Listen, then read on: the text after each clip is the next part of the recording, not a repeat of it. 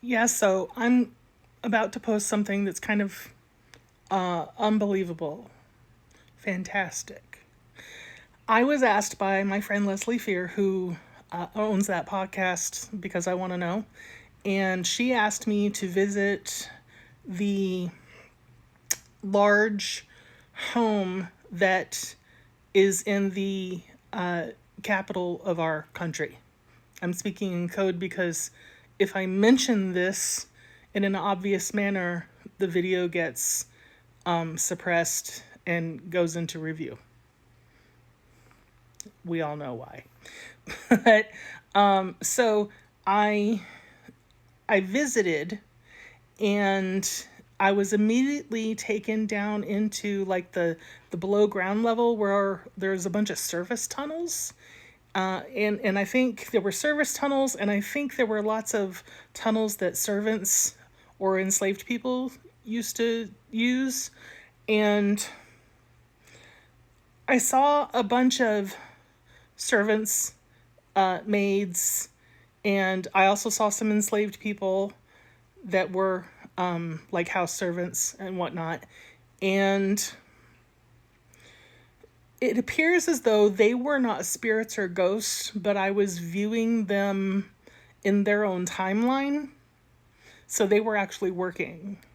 And then I observed a lot of our past presidents. I think I saw Benjamin Franklin. I think I saw Andrew Jackson. And there was one more. I think I saw.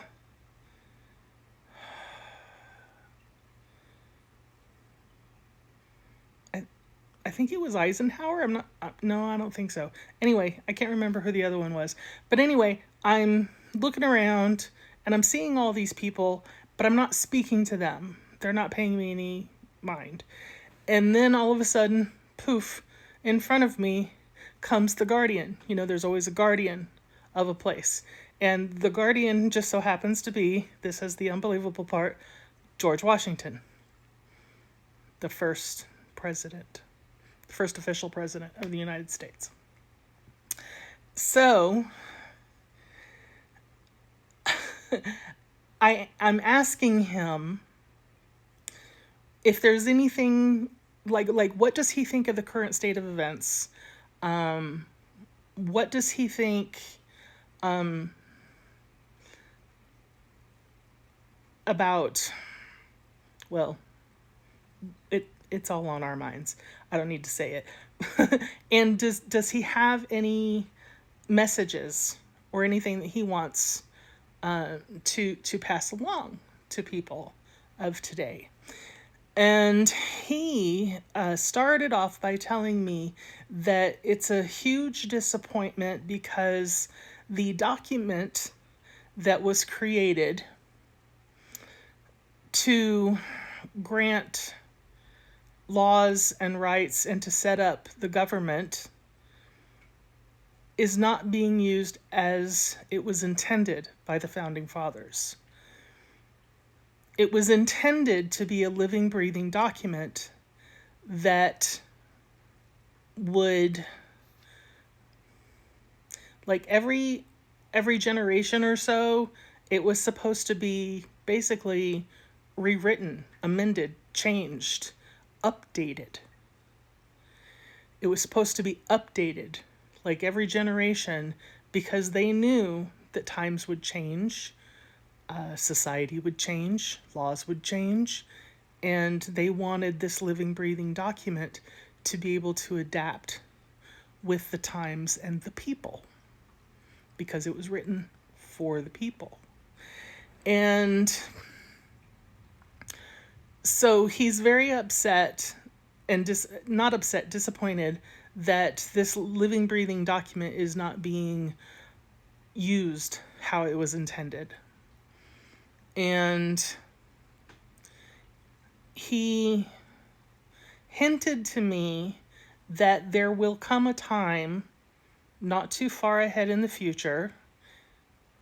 I'm thinking it's going to be later this year that this ball is going to start rolling.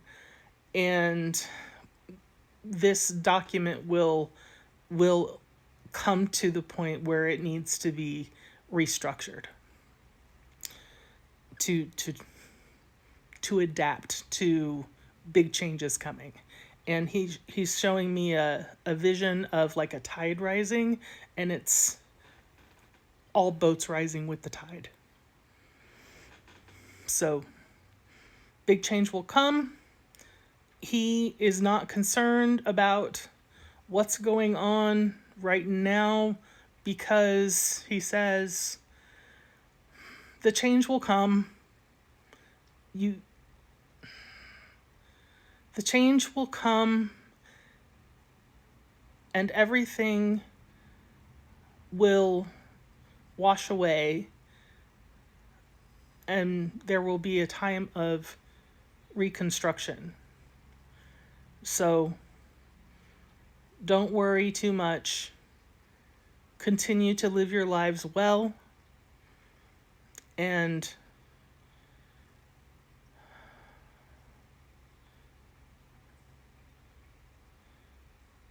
continue to do the right thing. He also, I asked him about enslaved people.